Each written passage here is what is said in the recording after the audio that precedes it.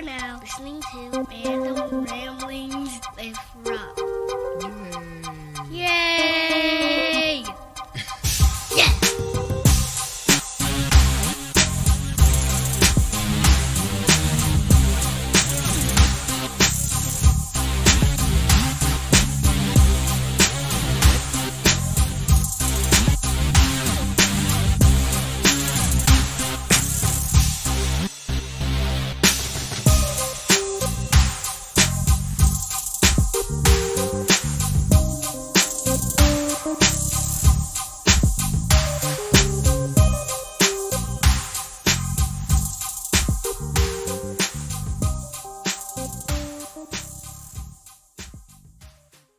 Get away from this person. So it's like they even know it's bullshit. I don't know.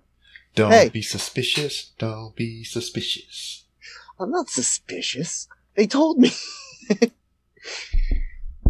Man. It be like that sometimes. Yeah. Shit. But seriously though, how have you been? I've been alright. You know, it's been tough times. I've dealt with some crazy people over the last year or so. Now I'm sort of dealing with crazy people by volition doing this project. So that's going to be one of the things I ask you about. I've been seeing bits and pieces of it and whatnot, and I was like, why? And then again, I was like, oh, that's Mike. Yeah. So, but there's something actually comforting about, by the way, do you want me to record my own audio here? This is recording itself. Mm-hmm. And then I have audio on both ends doing some separate shit over here. All right, so you don't want me to do anything? No, you don't want me to run anything? Unless you want to. I mean... So this is the deal. Zoom meeting. This is my first time using this personally. Oh, wonderful. Apparently, since this is free, we only got 40 minutes. All right, so let's get going. And I'm going to record a backup if it's only free and this is your first time. Yes, that's what she said. All right. That is what she said. Only 40 minutes on your first time. That's pretty good, to be honest. But then again, some women are like, natural. I want more. I want more. All right, let's do it. Let's get going. What up, everybody? This your boy B-Rob, and I'm back with another edition of the Random Rounds with Rob podcast. First and foremost, I'd like to thank you, the listener, for coming back each and every week, or however you listen to podcasts. If you're a first time listener, I appreciate you for giving my show a try. And if anybody recommended you to me, I want you to go ahead and pull up your favorite social media app of choice and send them a well-crafted DM telling them thank you for recommending you to me. Speaking of social media, you can find the Random Rambles with Rob on many social media platforms to include Twitter at 3R Show and Instagram at The 3R Show. And I got some content on YouTube sprinkled over Twitch and everywhere else. But for anything that I may have forgot to mention here, you can go to randomrob.com. See, randomrob.com. And it's reversing the mirror. So I'm pressing on the wrong side. So I tried to go random Rob. There you go. I got it right. And, but surely you knew which side it was on. Something like that. It's just, it's weird because I'm looking at it directly like the right way in the camera. So when I try to see, I try to press random. Yeah. I tried to press random. That is weird. Because it should be to me like reversed. That is odd. I don't know. Yeah. But I can see your poster behind you and I can read the words properly. So, I mean. Audio art in progress. That's a cool poster. Yeah. It is. But joining me once again, an interesting man. Man so interesting that I had to battle him in the Peach Pit Battle Royal or some shit like that. We had to exchange audio blows and whatnot and engage in we should do that again, eh? Those Canadian guys, huh? Yeah. Have you had them on? In the past. Yeah, well, let's not talk about Canadians. We're here to talk to each other.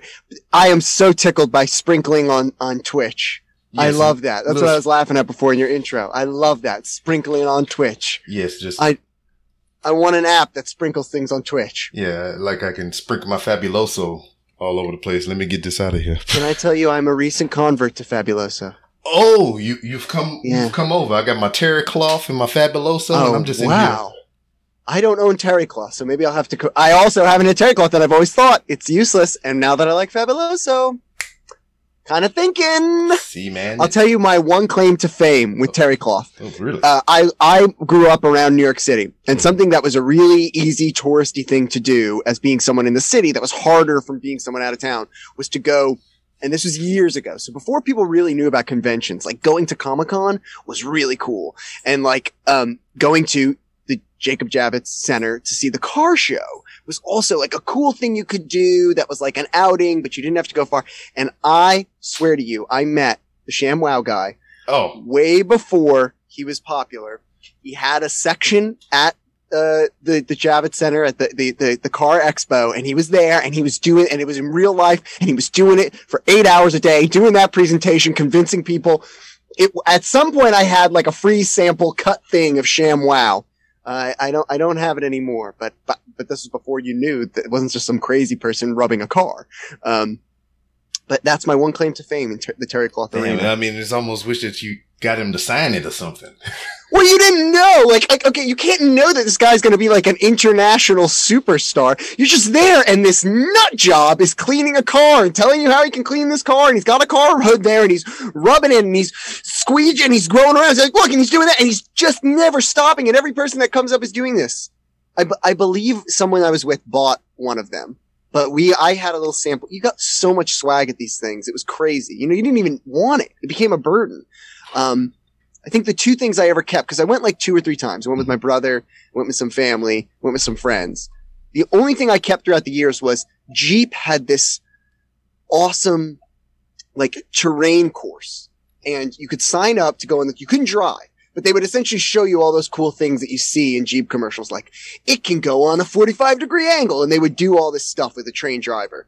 And when you went there, if you did the whole course and you signed up and you did it, they gave you a sponge that was shaped like a Jeep with a little Jeep drawn on the front. And I thought that was very cute. And I kept that for years. Did you keep that? Did I need it? No, did you keep it?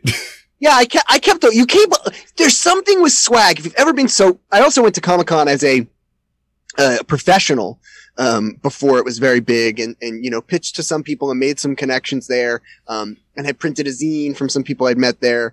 And this was, you know, you just wrote up and said you were a professional and you'd get to go. And I was in the comic industry. I was young. I was doing illustration and comedy writing stuff and publishing stuff and trying to start a small label. That's how my production company started, was doing, like a small comic book printing. Mm-hmm. And I didn't have a booth. I was there pitching. I was there trying to get small publishers interested, and it went okay. It went okay. You know, people were interested. There was, that year an economic collapse. So a lot of the companies I pitched to were gone. But you have this, if you've ever been to something, you've been to conventions, yeah? Yes. There's something about swag that, like, this is useless, but I'm gonna keep it. This is useless, but for some reason, I'm gonna make this experience, this great thing, so much worse by carrying around stuff. It's this weird compulsion. Yeah. I actually bought a bag for swag.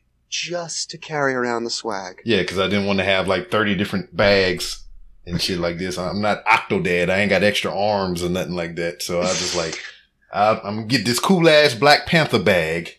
And yet, look at how bare the walls of the studio are. Hey, man. Where the swag bag was bought, and yet, is all the swag going to go up? I'm trying to, all the swag a little bit in the garbage, Rob. I'm trying to figure out more space here, because over here, I got, this wall is nothing. Yeah. You know, yeah. So I Do you still have the bag, though? Huh? Do you still have the bag, though? Yeah. Yeah. This Black Panther bag. Yeah, that's cool. But what upset me about that bag, though, it was great. It had the Black Panther logo on it. Okay. And on the bottom, it had like the little talismans from his necklace. And over time, I just started losing them one by one. And I was like, oh. Black Panthers hit hard times. Yeah. But you gotta think that, like, that was always my favorite part of Batman, too. So this will make you like the bag again. Like, my favorite part was, like, in the middle of the comic when Batman would be, like, the thing's torn and the cape is whatever. So, like, I think you can make it, like, you know, Black Panther's in, like, the woods chasing someone down for a while. Yeah, battle damage. Battle damage. That's what it is. I have, like, a piece of It's seen me through many conventions and everything. So I've been through many wars. searching the swag tables and everything like this, just combating those who did not follow the rituals of deodorizing upon entering said convention. And I tell you a secret about that whole thing with deodorant. Yes. This is, some people always say this is like, oh, why does no one wear deodorant? Guys, there are just some people. They start with deodorant. It was there. It doesn't stay. It was there. It can only, that poor little swipe can only work so hard. Okay? It's got to give up the fight at some point. Yeah, and some people just sweat more than others, and it's just like that. So what do you want to talk about? You want to talk about this crazy thing I'm doing? It's a couple things, man. You've had an evolution since I've crossed your path and everything. Not only in the squared circle in the Peach Pit Battle Royal or whatever we had, but before then, like when you came back here the first time, you opened the door for me. I knew Mike Fallek as the guy that liked freaking ferrets. Yes. And then I got to talk with you a little bit, and then I just started seeing the most wonderful things that you produce. I mean, you make art, you make clay figures, and then you paint yourself like clay figures that you've made.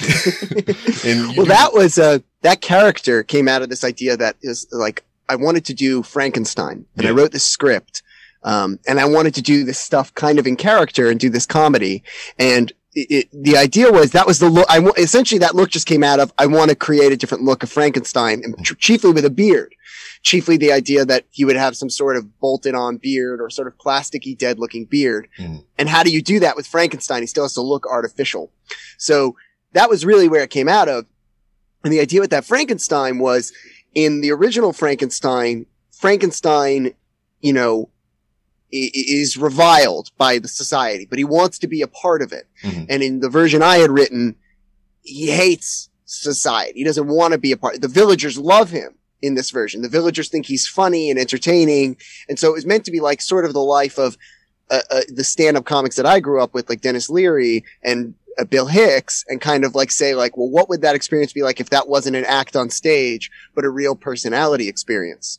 And so it's like, he's not being funny. He's not saying mean things about society in order to be funny. He just genuinely feels that way. But society is so used to people joking and all these things that they love him. They think he's hilarious. And Frankenstein's sort of miserable, not because people don't love him, but he makes himself miserable, was kind of the conceit of that character. People like those a lot. And then I worked with some people and did some videos on them, and I just have been very busy with the current thing that I haven't gone back to it. But it's really weird looking, isn't it? Yes. But I mean, let's not say weird. Let's say unique. I'd say weird, and I made it. So very well. Then we'll go with your designation. What's wrong with weird? Nothing's wrong with weird. I mean, I like being weird. I like a little strange every now and then. Gross. Gross, you're married. Yeah, I mean, that's what makes it strange. Married people don't normally do this type of shit. I don't know. I mean, it's not an entanglement, if that's what you're worried about. There's none of that stuff. Well, that is what strange is, isn't it? I guess. I don't know. It just popped into my head. All right, weird. There we go. We're going to stay with weird, and that's what it's going to be. Weird shit. Yeah, I mean, it's impossible. It's so frustrating on the internet, even with professionals, to like explain to somebody everything you do. There's not a time that goes by where I don't do something and someone's like, I didn't know you could do that. It's like, yeah, like that's my whole thing, is like I have different facets. And, even you go to clients and they're like, well, I want to do it this style, but that's not your thing. And it's like, no, it's definitely something. Just because an artist does one thing doesn't mean they can't do others, And even with people, when you want to give, I've had to take projects. I just did a really cool project with a director named Derek Cameron, who like runs the Ghetto Film School. I think he's like now the head of it or something. He just got a promotion.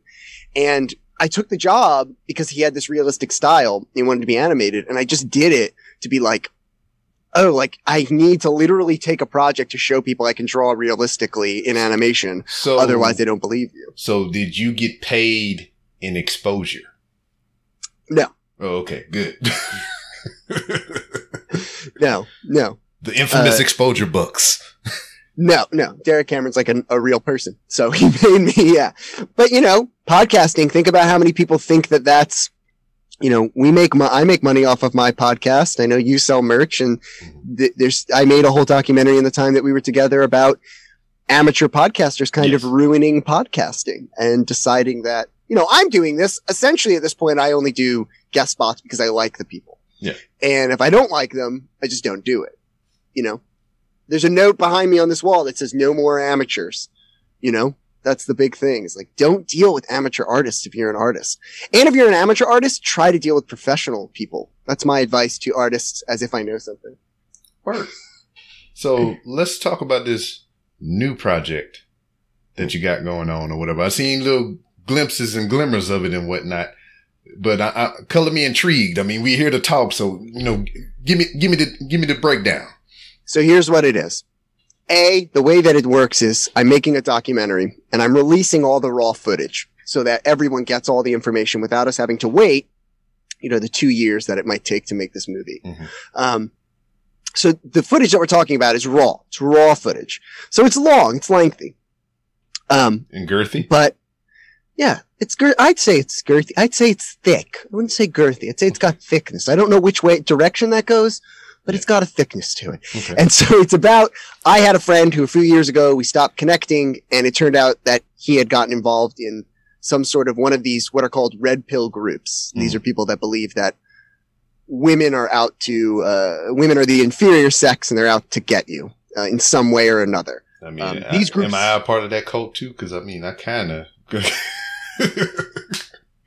Well, no, you have one woman who's out to get you. Okay, very well. And you agreed to that. In fairness, you agreed to it. True. Well, but true. So, these groups have schismed over the years from pickup artists to incel, and sort of now one of the latest iterations is MGTOW. Latest being relatively recent, but not in the grand scheme of things. MGTOW is men going their own way. They purport themselves to be just people who don't believe in marriage and don't believe in cohabitation. Which sounds good at the offset. But when you talk to them about their motivations themselves, they start to make some pretty concerning points. The friend that I had, I didn't know about this group. I sort of wanted to have an intervention. And I talked to him. He revealed this group, and he had some pretty twisted ideas about love and sex and what women are out to do, and that they're only out to have marriages to get more money and to get kids, and a lot of these racist and sexist thoughts. I mean, one of which is we were trying to get, some more, black leaders involved in the project, because one of the things is they call, marriage, they refer to it frequently as the plantation. And when you confront them and you say, hey, that sounds pretty fucking racist, to compare anything other than plantation slavery to plantation slavery, that sounds racist. They'll go, there's lots of different farms, and how do you know we're referring to that? And these groups kind of thrive off of thinking they're tricking you. Mm-hmm. And so it's like, if you let them be like, oh guys, they're not referring to plantations of black slaves, don't worry. And so they kind of play this game of just blatantly believing in racist stuff and sexist stuff and eugenic stuff. And then kind of when confronted, will defer and say, well, what is, that's not dangerous, or why does it matter what I believe? Or a lot of them won't admit that they believe these things. They'll use pseudoscience to say, well, you're sort of getting it wrong. This has turned into a cult. And the big part of this investigation is to show that they're using brainwashing techniques. They're using techniques of finding people who are really low. One of the things that they do is, and this is by evolution, not by design, is you search, I'm really depressed, I have no luck with girls, I want to kill myself, my girlfriend broke up with me, you're going to get one of these groups. Yeah. So now, instead of having to, if I want to make a cult with you, Rob, I'll tell you I have like a workout program and that you're going to come in, but I say like, if you really want to get in shape, you're not going to sleep for the next 24 hours. You're not going to drink. You're not going to eat. I'm going to push you to your limit. And you're like, okay, this guy's ripped and he's jacked. Shit, sound like boot camp. Yeah. Well, yeah. So it's like, if the military wanted to, and the military's experimented with things like this, MK Ultras. I am proof of this. I mean, that is my first 24 to 48 hours of boot camp. Just up. So now, at the end of boot camp, let's say instead of trying to make you, a better human being, understand the symbols of meaning of combat and brotherhood, instead I decide to say, look, I'm from space and you should worship me. Well, you're going to be pretty prone to it at that point. Mm-hmm. You're going to be pretty prone to me saying that. Now, let's say we don't have that conditioning, but you just come preconditioned. You're sad about a breakup. You're not eating. You're depressed. You're in a bad place. So now you're preconditioned. You're finding this group who has paranoid thoughts and are experiencing the world through fear. Then you're going to get brought into this cultic relationship where in MGTOW, they'll say to you things like, you shouldn't date, you shouldn't see women. The reason that you got women, all women are like that. They'll take your money. You got lucky that you got broken up with. You need to stay here. And the only way to prevent you from feeling so sad again is to stay with us.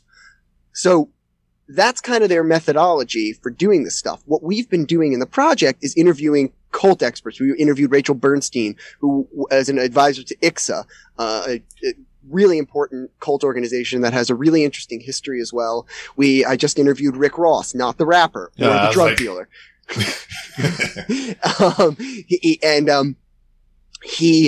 He spoke about, whether or not this is or isn't a cult. Rick Ross has a very specific definition of a cult. We spoke to Dr. Drew about cultic relationships and abusive relationships and sexual relationships. And we're trying to compile together a documentary by we spoke to a former pickup artist who's, talked about how he's seen these things evolve over the years. We've talked to a MGTOW guy who wants Sharia law, which pretty much says that women are property. We talked to, these are, really unwell people. We talked to a guy today, John Samez, who is now starting his own group, which I believe Rick Ross evaluates as probably a cult, that is a schism cult. And they all believe really insane things, but they're brainwashed. And a big part of our project is to say that when you see this stuff online, you see someone comparing marriage to a plantation, our instinct is to, with all these groups, to be like, you're wrong, you're wrong, you're wrong.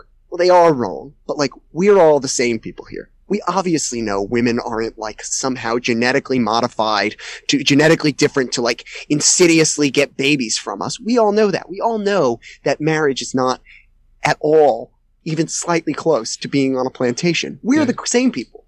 So what the documentary is trying to do is to say, if we call these things a cult, instead of saying you're wrong, you're wrong, you're wrong, if the message back is you need help, let me help you, that sounds terrible, you need help, then maybe we can make a difference, because we've made no progress on these people. So that's the project in a Mike Fallek nutshell. Questions? Word. Would you consider the problems that we have with certain immigration issues cult-like? One of the really great things, I'm going to quote him over and over again. Hoyt, who we interviewed this guy named Hoyt. He was a model, and his story is well documented. And sound like he's in the Zoolander movie. He is a model, so he's good looking, older man, and he said, when people think about cults. I'm going to paraphrase and then I'll give you the more of the quote. He's saying when people think about cults, they think about, well, this is a rare thing and it happens to certain people and it's a crazy thing when you're in it. But when you start to learn about the word cultic relationship, you start to see that it's not a rare thing. It's something that you're going to see in spectrums and waves and little amounts and bigger amounts all the time. All the time you're going to see cultic relationships, and that sliding scale towards more and more dangerous of a thing is just something that we need to get people to understand. So take any issue, anybody that is so staunch in their beliefs that they have blinders on, they have confirmation bias, they can't be talked to, they obviously sound triggered whenever they talk about the issue, they have a compulsion to reply to you on the internet, which is a big part of it is the internet in our investigation. But those people, are they approaching cult-like behavior? Definitely. It's not a rare thing. The definition of the word cult is kind of what is debated in the bulk of the project. But one of the things that we're trying to show is that the word cultic relationship is something that's controversial to some and something that's not controversial to others and very clear. And Today is the first time I've heard this word. That's one of the big issues, is that we're trying to get the word hashtag cult, which is our website, hashtagcult.org. We're trying to get this word out there because a hashtag cult makes a lot of sense on the internet. There are a lot of really great terms in the world of cult, like cultic relationship, coercive relationship, but people don't know them. People do know cult.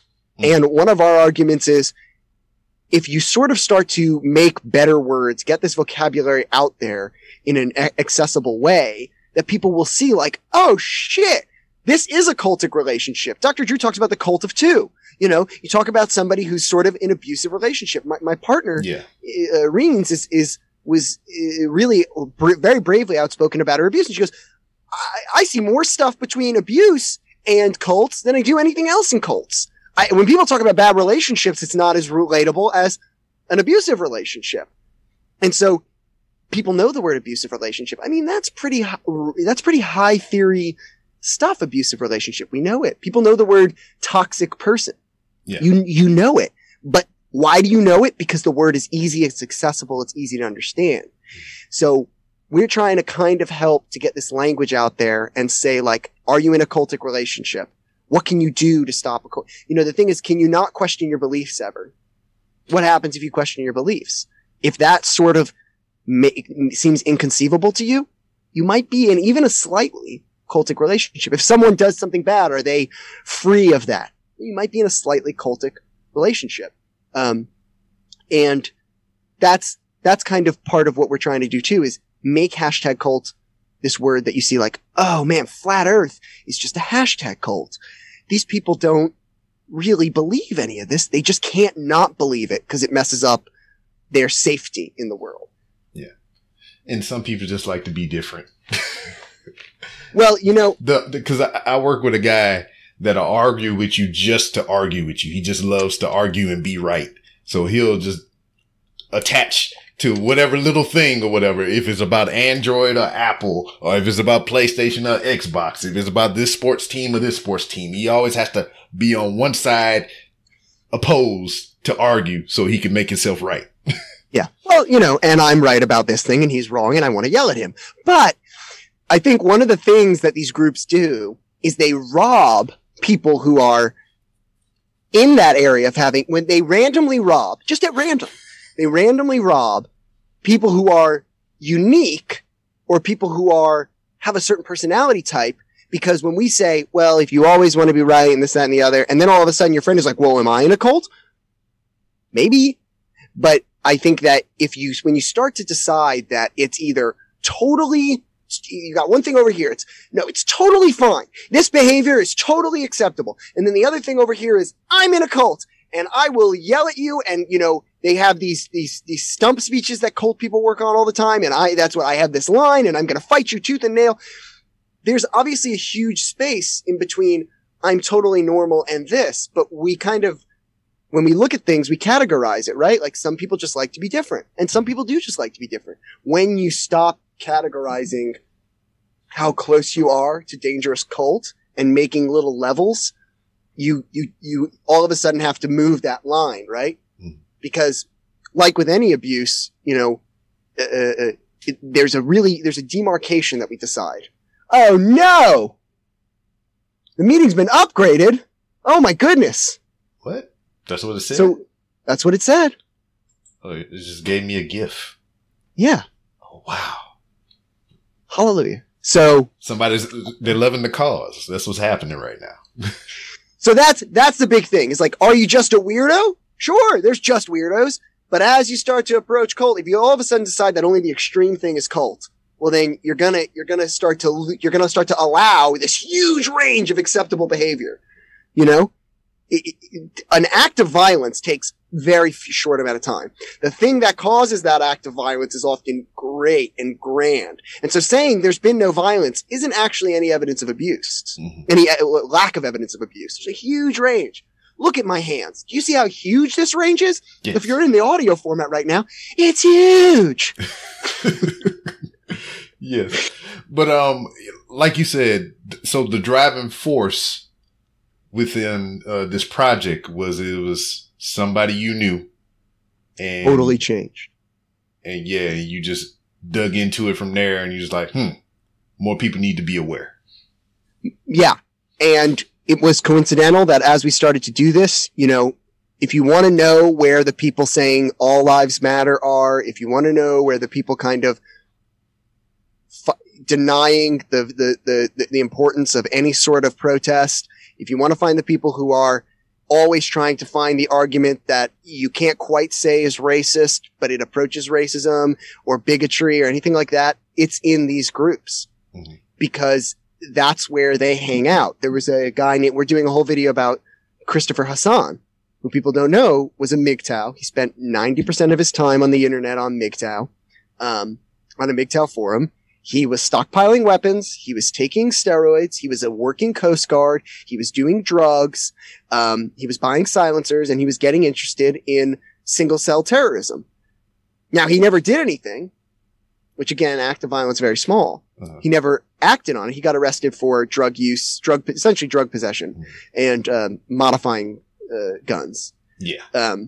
But he didn't do anything. He didn't do anything. But it's pretty scary to think that this guy was ready to, if he was ready. He was ready.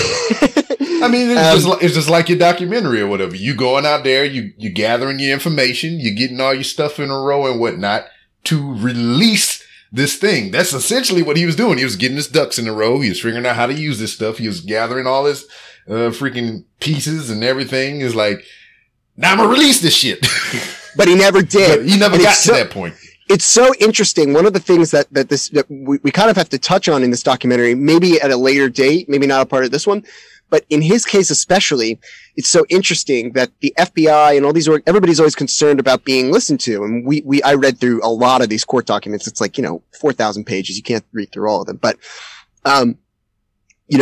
there's a whole thing about what you can actually prosecute someone for saying something online. And it really has to be very specific. And one of the things that they agreed on was, from the way we do the things legally, there was nothing there to say he was definitely going to do this. But everyone agreed in the case, this is concerning online behavior. Even his defense agreed it was concerning online behavior. His psychologist agreed it was concerning online behavior. The judge agreed. Everyone agreed it was concerning online behavior. Not like, concerning, but everyone is free speech. Objectively concerning behavior. Just in his speak and his purchases, online wise? Well, he would frequent a few things that were problematic. And what ended up getting focused on in the core case was going to, gun forums and, asking about snipers. And that was what mainly became the debate of it. He would look at manifestos, mainly from the Breivik, the Norwegian terrorist who was a single cell person who MGTOW sound a lot like. And he was on forums about, using drugs and steroids and things like that. That's what became the big debate in the actual thing, and mostly focusing on the silencers is what the trial becomes about. The MGTOW stuff gets ignored, but it's interesting that consistently when he's doing all this stuff, he's also on MGTOW sites, and he's not getting better. He's not getting messages of peace from these MGTOW sites. He's getting messages to keep him going more and more towards this goal of according to the psychologist, he wasn't going to hurt anyone, but still towards the goal of, I'm on illegal steroids, or illegal whatever enhancements. I don't know what he was on. I didn't know the bodybuilding drug. I'm taking Tramdol. I'm modifying my own guns, I guess he was making silencers. Yeah. So it all becomes about something different. And he's not getting like the message in any of those other places. Like, man, I should stop reading this stuff. He's getting the message of, this feels fine. Yeah. This feels good. And possibly even my point is, he might even think he's getting cured, which is a really interesting idea. Let's say he didn't view MGTOW. Let's say in the very rare instance, he didn't view MGTOW as a dangerous group.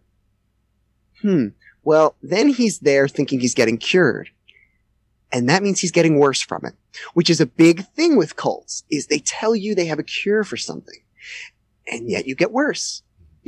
lots of groups, they're anti-psychology. Lots of groups will tell you, you don't need therapists. You don't need psychology. And guess what? Your mental condition gets worse because you do. And so that's what happened to him. It's an interesting flip of the coin either way, that even if he thinks it's bad and he likes, or he knows it's bad now, well, then he knew it was bad and it's bad and it caused him to move towards this goal of looking like a very dangerous person and acting like a dangerous person. If he thought it was good, he also moved towards that same goal. He never stopped. He just kept going towards the goal of kind of looking like a terrorist. And MGTOW got dropped, and you want to know why? Because people didn't know about it. Yeah. Incel is a catchier word. We all know incel. People don't even know red pill, and these are really concerning things that when I find out about something, I only take firsthand sources. I don't read bullshit news written by, why are people writing news that summarizes a press release already written by the, it just doesn't make any sense. Like if someone releases a press release and then the news you're reading is just rewriting that press release, it's secondhand. So when I find an issue, I want to know everything. And that's how we do the documentary. Word. So, yeah. But aside from this documentary and this amazing yarn that you just spun for me or whatever over these past couple minutes, what has your day-to-day been like, man? How are you personally? I'm, in these times, which I hate that I'm saying it that way, but I think you have to. Well, it's so weird to be able to be like, good. Cause like, obviously not, but I've had some loss in the world that I kind of feel like it's weird if I don't say right now and kind of pretend that I'm happy. But, you know me as the guy that likes my ferrets. My ferret has been sick for some time and passed on, but to bum everyone out even more. But that was a thing that I really don't feel like if someone asked me how I am, I can't say, genuinely asking me. But otherwise, day to day, let's talk about the more important thing here, everyone. Please get close to the microphone. Let's talk about how you and I are the only ones that still own and use the original Xbox. Oh, yes. It's right here. And it's crazy because you talk about the red pill thing, and that's something that came from the Matrix, right? Yeah, and they've never seen the movie. But, and that's the game that I'm playing right now. Okay, so is it good? Because I've heard, so there's all these things that people say, I love the Matrix. I do and too. There's people tell me that you have to watch it because it actually fills in story elements, right? And it does. So yeah, go on. There's two games. There's Enter the Matrix, and then there's The Matrix, The Path of Neo. So the Enter the Matrix game was the first one that came out on the original Xbox. Those follow the two characters of Naomi and Ghost. Awesome. Yeah, so two of my favorites. So from the meeting at the beginning of the movie in part 2, it kind of takes up from there. So when they all disperse, when the agents show up and they all go into the sewer system and everything, it starts from there. You can either pick Ghost or you can pick Naomi. Awesome. And it'll just follow both of those characters and whatnot, and it'll fill in the gaps between 2 and 3. That's amazing. So whatever you see on screen with Neo and Morpheus and all them other motherfuckers, what you're playing in this game is what's going on off screen and whatnot. Cool. So, and see, but like with Naomi, like I want to see, like if I were to watch, this sounds so lame, but this is the Matrix game I want. I want like a Telltale Games, which I would hate Telltale Games. Yeah. But I want like a Telltale Games where we see more like the emotional stuff. Like I want to see what it's like to be like in survival mode, but like also torn between two guys. Like that sounds like a very hard relationship to like get through, but very cultish, maybe. Yes. Hey, look, that's the thing about it. Just say cultish, and like think about that movie. Neo shows up in what is it, 2 or 3, and he's like, "This is weird, guys. You got to leave." Yeah, and Neo's an actual god, and people, and he's even like, Please. I just got here. Can I? Can I take a pee in my toilet? Please. That's all anyone wants to do. Because that scene, that's what always drives me crazy is whenever you get back from a commute, especially if you live in a train town, whatever it is about like the last 100 yards to your door, that piss gets so heavy. And so you know that Neo is there, like 100 feet from his house, and he's like, oh, I have to pee so bad. Oh my God, I've got to accept this bread so I'll save your kid. Ugh. And that's what I enjoy about the whole Matrix, the whole thing. Cause this game fills in the gaps. There's even cinematics in the game that ties into the movie. That's not even in the bonus features of the movie and shit. Awesome. And so, and, what was that part when she tried to, the French lady, the one that asked to kiss Neo. Yeah. They have a scene in there with either Ghost or Naomi, depending on who you pick, to where they had to do a similar thing with her to get the information. They had to kiss her. That's cool. That's awesome. See, I heard a lot of, so I knew, here's what I knew the game from, was obviously the Matrix kind of invented bullet time in a way, it was a reinventing. It came from, old Kung Fu movies, but, they brought it back and then that became a thing in video games. Does this game come out before Spider-Man 2? That's the question, right? Which, because Spider-Man 2, the game, has bullet time as well for and PlayStation 2. You got to think about Max Payne as well. Yeah, but when does Max Payne get? Okay, now we got Max Payne. The first game had bullet time. That game was the first game that I can recollect that had something like that. I'm thinking you're right. Spider-Man 2 PlayStation, which I also have here as well. Max Payne 1 and 2. These are games that are like on my radar. I had been told that the Matrix game wasn't good and that you might as well just watch it. How is it playing? Well, since it came out in like way back when this original Xbox was out, compared to now 2020, we acclimated to the PlayStation 4 Pro and the Xbox One X and all these. Yeah, but why are you saying that? You're talking to me who's looking at a slim PlayStation 2, an original Xbox, and a black Wii. Tell me how it plays. I like it. You like me personally, I like it. I might have some bias because I like the whole Matrix, just thingamabob or whatever, the whole Matrix. But I'm a huge Matrix fan. When the game first originally came out, I had to have it. And then when I got rid of this original Xbox many moons ago, I even went back. When I went to I think I went to a Goodwill or somewhere like that, they had it on the shelf and I bought it knowing that I did not have or want at the time an original Xbox. I just loved the game that much. See, I had the opposite. I wanted a GameCube, which is very expensive, and I owned, I'm ashamed to say this, Enter the Matrix on GameCube. Now, I didn't even know they made it for GameCube. Yeah, a lot of people don't look into it's Wii and GameCube and all those things, but Wii and GameCube, if you ever look up like the games for it, there's a shocking amount of that came out for the Wii and that came out for the GameCube, but I owned it for the GameCube and GameCube games go for a lot and I didn't own a GameCube, so I sold it and I got enough money to buy other stuff. So, but now I kind of want to play it. Max Payne is a little too dark for me. I don't like games that have dark backgrounds, which I would only play the Matrix just for the fact that it's in the Matrix. Yeah, I mean, the cinematics in itself, if you can look them up on YouTube, those are fun to watch as well. But as frustrating as the game is, because you got to get used to those controls again. Because, I mean, what makes sense here on this Xbox One X controller is just I'm holding the controller in my hand. I have this extra trigger here. And then I can map the controls better in my head than what it is actually on this goddamn thing. Cause I'm pressing what I think it should be when it's not actually that at all. See, but am I going to bum you out here? You know that the Xbox One plays Xbox games. Well, they don't play these two games.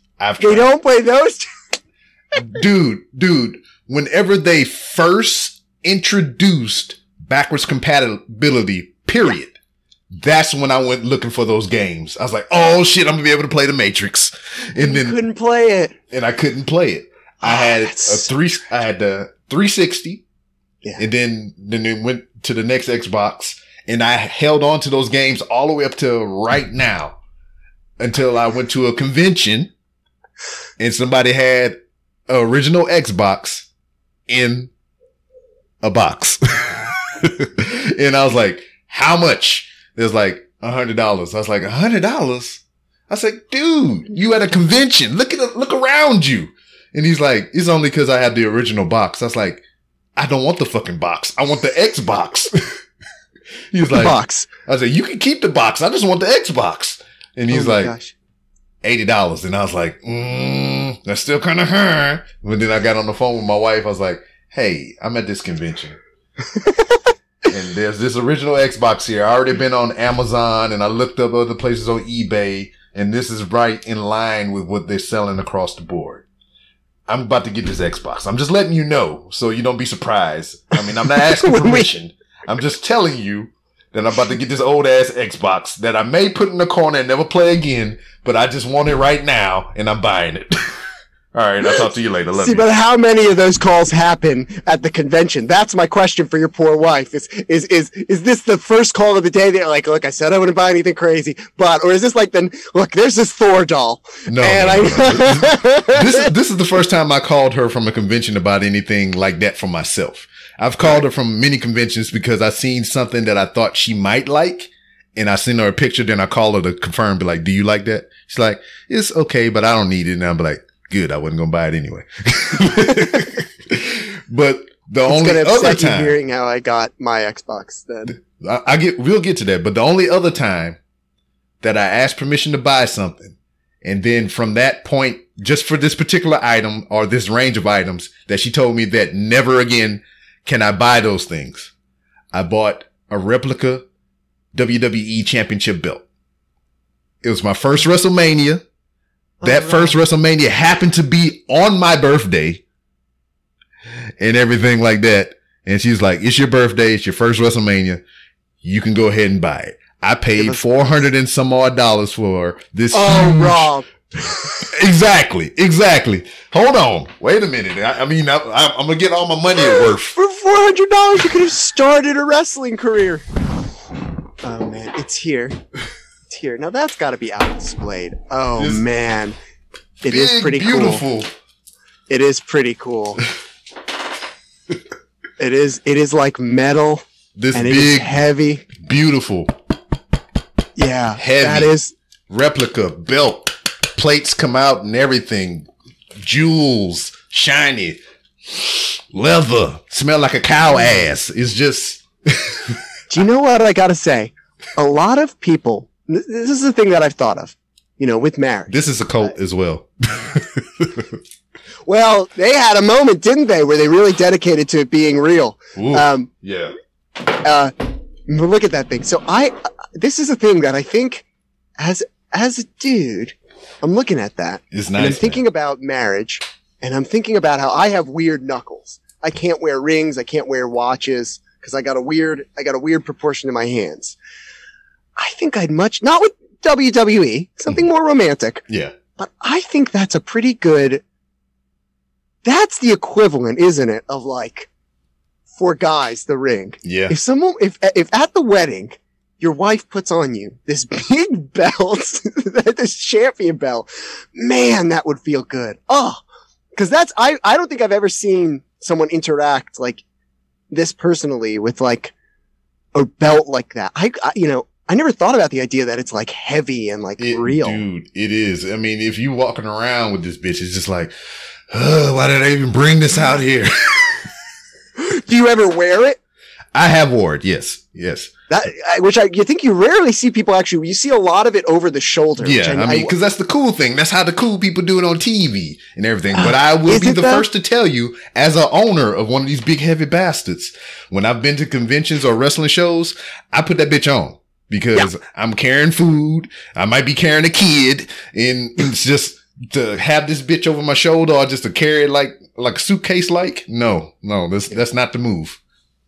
Now, I'm thinking, I wonder if it's harder nowadays, but I've heard this thing of people buying belts. Mm-hmm. Like, I wonder if I can find someone's like boxing belt from like 30 years ago. Dude. That someone has pawned.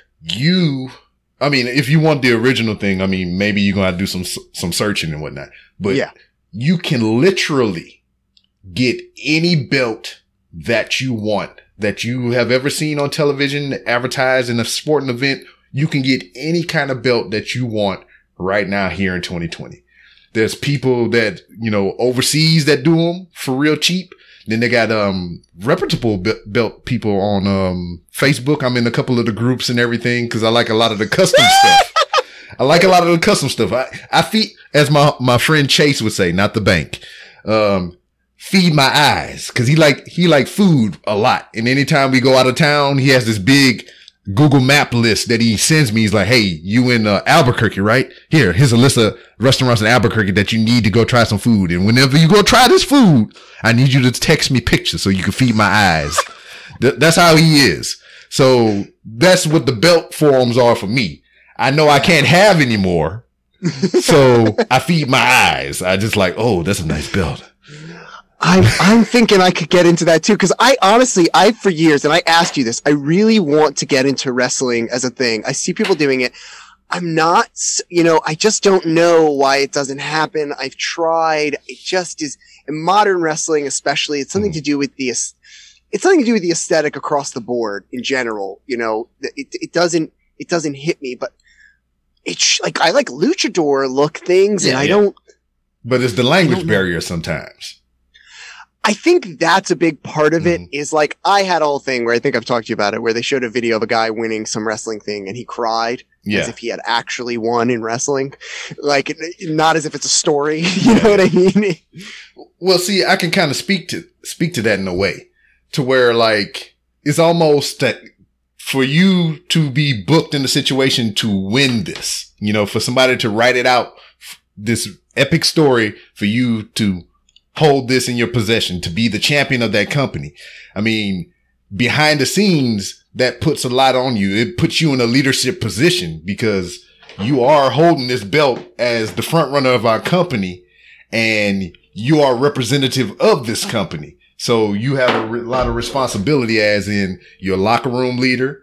I mean, you set the example, and, the company trusts you enough to be that head figure. So, I mean, that's kind of what that represents, is like, I've worked hard all my life to get booked in this position. And now I'm here and they trust me enough with my skills and my talent to do this. My wheels are turning. I think you could probably have seen it. My wheels are turning. I have a great pitch, wrestling fans out there, for a season of some wrestling show. Okay. That's the name of it? Some wrestling show? I like it. One of the wrestling shows. It has to be a real one. Here's the pitch: is you say whatever the show is, reality. Okay. And this is the pitch I'm thinking as I walk through it. Like, my big disconnect in these wrestling things is, like you just said, oh, you're in all these positions to be there, but it's arbitrary, right? It's politicking. It can be. It's like the military. It's company maneuvering. You got to do that. And a little bit it's performance, and it's a little bit the best performances they want to see more of, but a lot of it is like, whatever is working for whatever. Yeah. Here's my season. You have 6 primary wrestlers, and they go out and confront a real social issue, like racism or a cult or something like that. And each of them has a different project. And you have them out there in the world raising money and doing charity things and all that different stuff. And then each week, the villains are like the bad people in those social issues but it's real. In the documentary part, they're actually going and raising money and doing the stuff. And maybe they talk to some of these terrible people, but they're really doing it. And then each week in the ring, you get someone to dress up like the person that they're kind of combating against, and they beat the loving crap out of them. And then at the end of the season, the 3 wrestlers fight, and the one that wins is the one that, like, raises the most money or makes the most impact with their issue. Is this stupid? Is it too real to life? No, I call nothing stupid. Especially if you take your time. Well, that to me says it's kind of stupid. Okay, here's my other pitch that I've wanted to do for a while. You get a mousy guy, right? This is the season. It's called something's wrong in whatever, W something, whatever wrestling. Something's wrong in blank, whatever. You got a real mousy guy. Here's the twist. He is a real life magician. In real life, he's a magician. But his magic in WW whatever, in one of the W's, is real. Oh.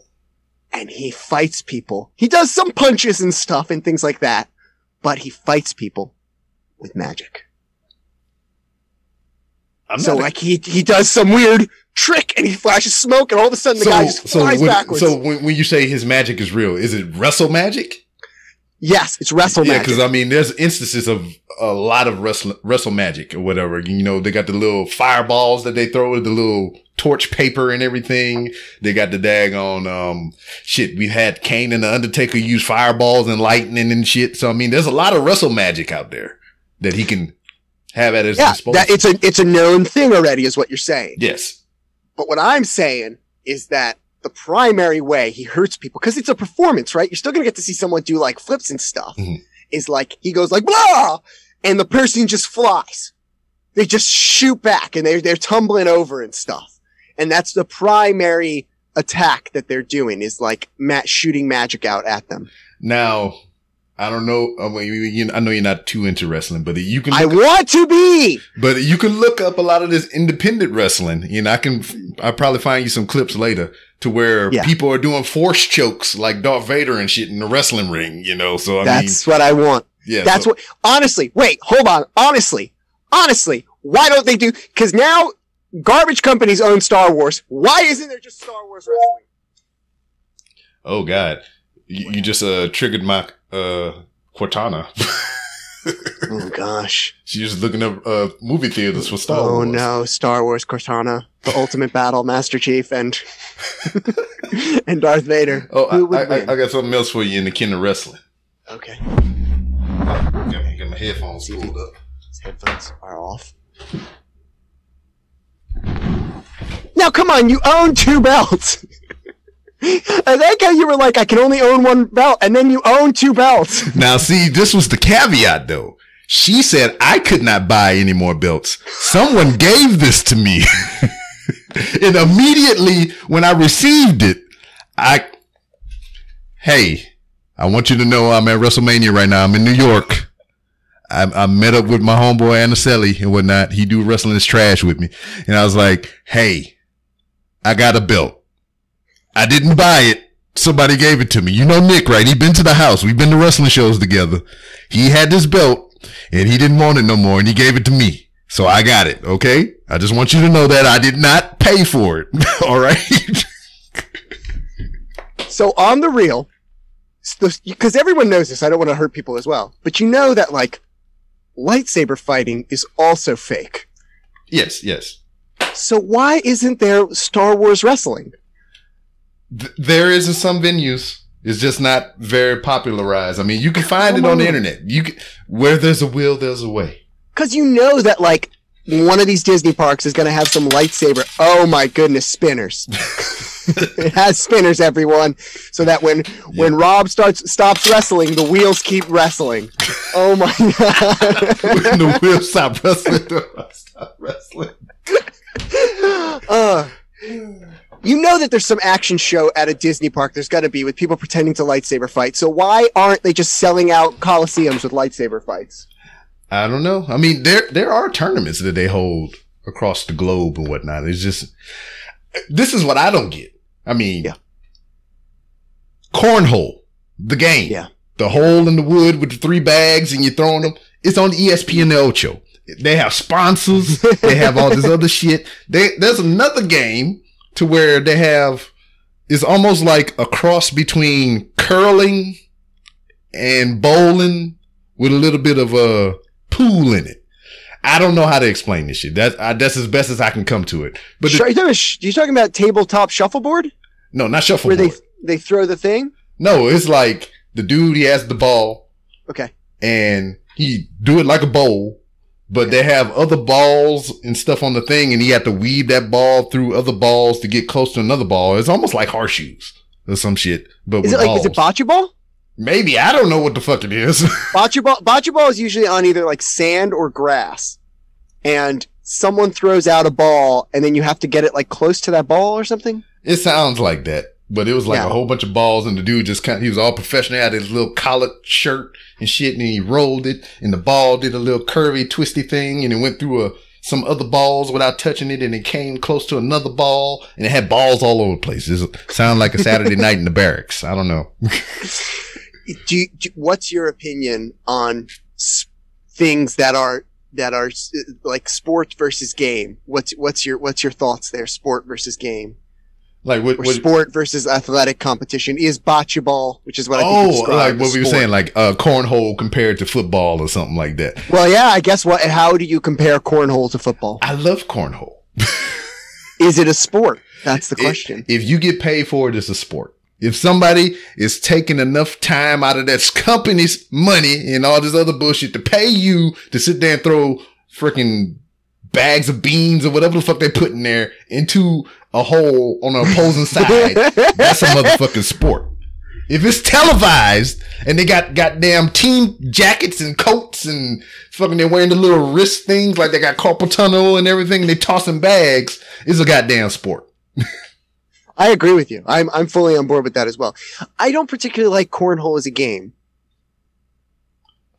I got into it. So what you just listened to was part 1 of a 2-part interview with Mike Fallek.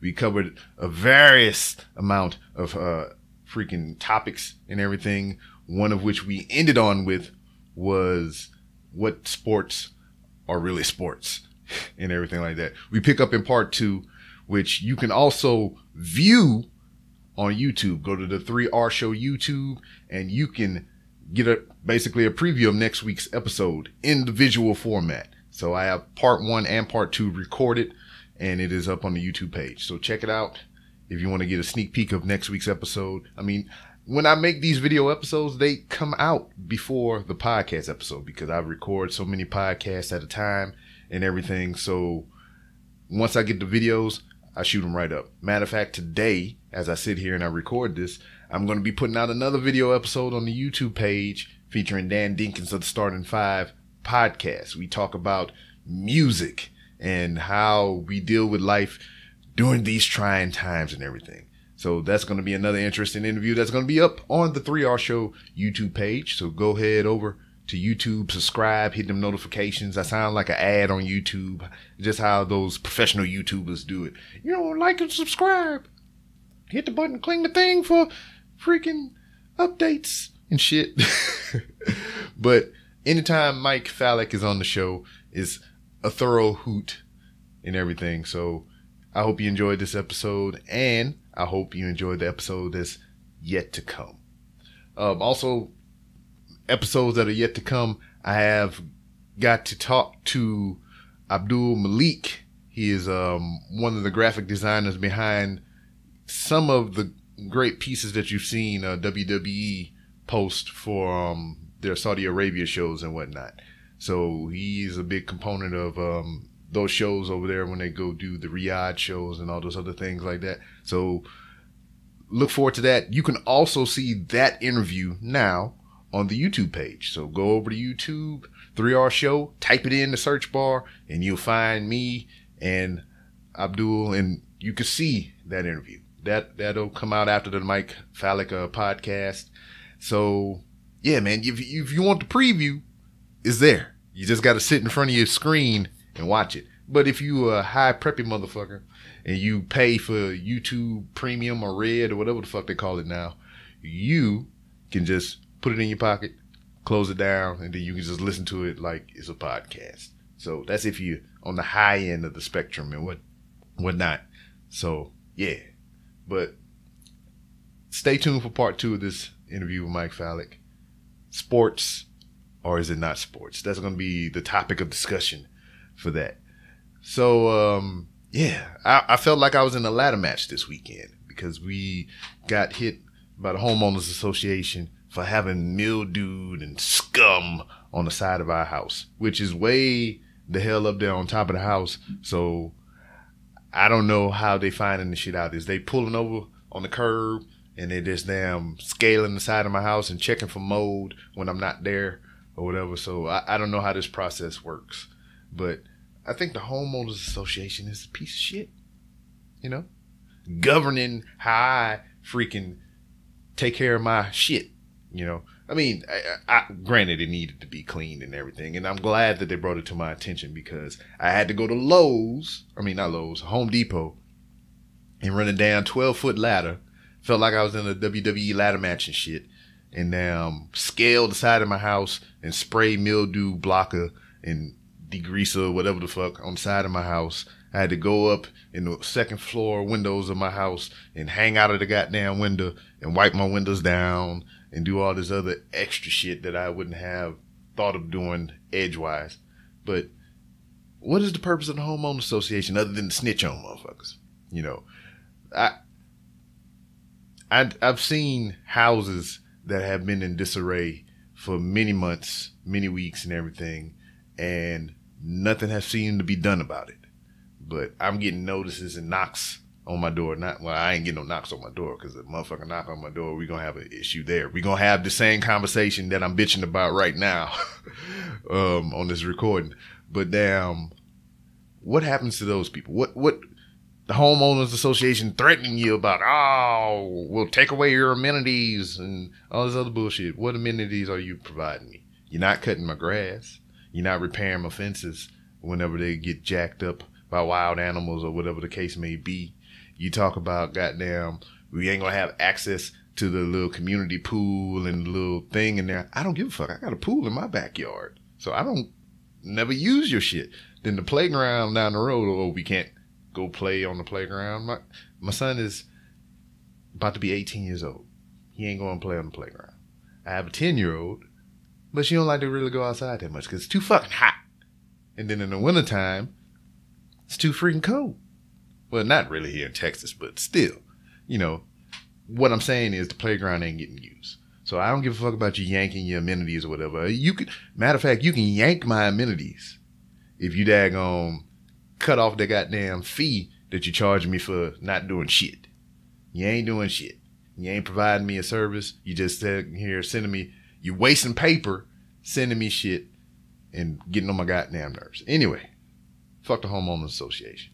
If you have a homeowners association that does well by you, kudos to you. But fuck mine. God damn it. Yeah, man, I just had to get that off my chest. It's just been weighing on my mind and everything. And yeah, I'm shaking my drink. But speaking of drinks, this thing is delicious. I found this at H-E-B. You went to somewhere other than Walmart? Yes, I did. Shut up. But I don't know what compelled me to get it. One of the key things right here is dairy free. I am lactose intolerant, so I look for things that don't make my guts bubble and shit. So I tried it out, and I thoroughly enjoyed it. Matter of fact, I'm taking a swig for the working man right now.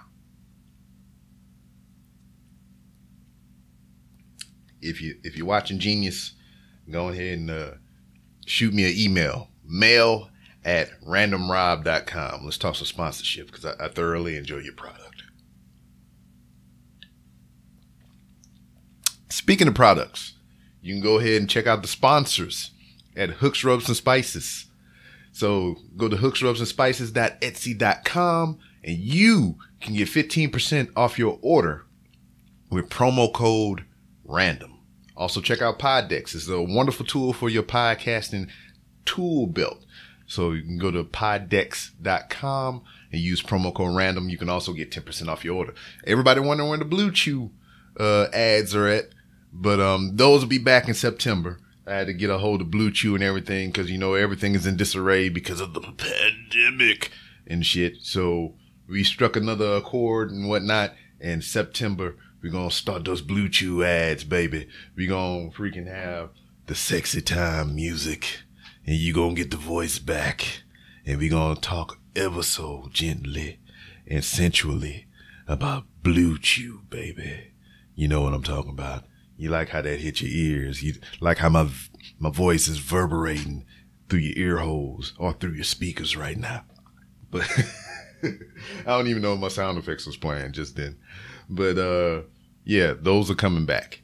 So yeah, I ain't got nothing else, man. I just using my camera because I got it. I got all this equipment and everything that's just been sitting by the wayside. Now that I got a space to set it up in and, you know, work with it in, I'm going to start taking advantage of it or whatnot. So usually these show closings are strictly, you know, detained in the side of the podcast, but now you get to hear and see me put these things together. So yeah, I'll be trying to do more of these as they come to me.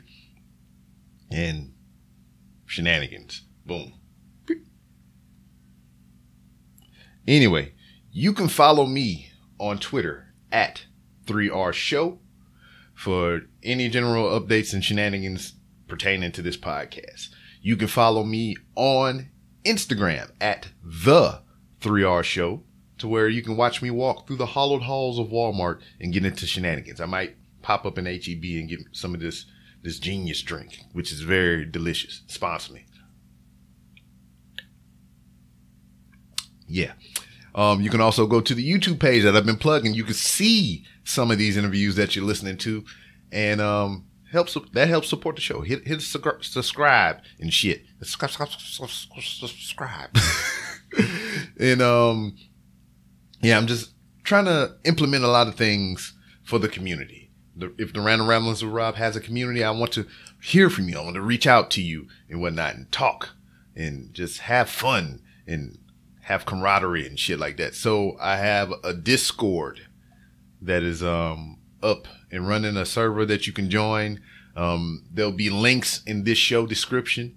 There'll be links in this video wherever it gets posted. So you can join the Discord server. And we can talk about many things. I got it broken down into categories. If you just strictly into Twitter stuff, there's a category chat for Twitter, Instagram, Facebook, all those things. There's a chat specifically tailored to you if that's your platform of choice. And I just want to build a community, a networking pool and whatnot. So come on over, join the show on Discord. Also, I've been getting into Twitch gaming. So you can go to twitch.tv/3R Show. I've been getting my ass kicked in Def Jam Fight for New York with all this buzz coming around from Def Jam. Supposedly they got some news about, you know, the Def Jam Fighter series and whatnot. So hopefully it's either a remaster or maybe they're moving forward into the next gen or current gen with a new game that has yet to be seen. You know, I wouldn't mind a freaking full-on remaster of the current game. Or hell, even a button redesign for Def Jam Icon, because that game looked beautiful. It's just, it went away from the old controls of Def Jam Vendetta and Def Jam Fight for New York. But freaking Def Jam Icon was a beautiful game, and I wouldn't mind playing that again. I mean, even though the button mashing and all that stuff is kind of shitty, but just the overall aesthetic of the thing is beautiful. So twitch.tv/3R Show. Drop a follow on there. You know, that's another one of those things, just kind of like YouTube. A lot of people don't like to sit in front of their device or TV or whatever and watch video content no more. They just want to feed the audio into their ears and whatnot. And, you know, it is what it is, but I'm trying to hit everybody's taste and whatnot. I'm trying to do more things because I have the means to now. So, yeah. But, there's also some other ways that you can help support this show by going to randomrob.com. You go to randomrob.com, you can find merchandise, which I'm not wearing right now because I'm supporting my man Kof. But you can get cool stuff like this here beanie. I know it's summertime and it's hot, but in this office it's cold. So I wear my beanie and everything. And you can get one too if you're up in those northern climates that kind of stay cold all the time. There's also t-shirts, stickers, buttons, all kinds of things that you can purchase to help support this show. These walls that have been painted around me right now, it's come from people buying t-shirts and everything. You know, some of these cables and cords for these lights and, you know, battery packs for this camera and everything come from people buying shirts and hats and all kinds of things like that, which I very much so appreciate. There's also a Patreon on there. You can go for $1. That's the only tier I got. There's a $10 tier, but that's some other shit. Don't even worry about that. But the dollar tier is for you. For $12 a year, you can help support the Random Rounds with Rob. But at the same time, this is what I say about merchandise. If you buy a freaking shirt for $18, that's well over 1 year subscription to the Patreon. You know, so merch is king. I would rather you walk around with random on your chest than, you know, that Patreon shit. But it's there as an option for you. Hell, if you just want to give me cash straight up, I got my PayPal and my freaking Cash App on randomrob.com. Also, if you want to help support and get some of these wires and, you know, doodads to help, you know, me put a better equipment set, there's Amazon wish links down there. You can see my wish list of things that I want to try to get, and you can help support that way. But the most important way that you can help this podcast and any other podcast that you listen to is by liking, subscribing, retweeting, freaking writing reviews on whatever podcast platform that you listen to allows you to write reviews on. Those are the most important ways, and free, to help support any podcast or anything that you view or listen to or whatnot. You know, whether it be a Twitch stream or a YouTube video, putting in those comments helps out tremendously because you're engaging. You help us freaking find ways to improve our shows. And hell, it gets those corporate sponsors on the radar as well, because I would rather spend their money than your money, you know, because I know I'm lucky enough to be working during these trying times, and there's not a lot of people that's that freaking fortunate. So, I mean, you keep your money close to you to provide for you and your family and whatnot. You know, you don't spend that shit on a random beanie or a hat or whatnot. You take care of your family first, and then if you're inclined to support, you know, monetarily, that's cool. But like, subscribe, retweet, engage with the show, write reviews, free ways to help support the show, and is the most important ways to help support this show and any other show that you listen to. But I sat here and ran my mouth long enough. I appreciate you for listening. I appreciate you for viewing. And I'll see you next time.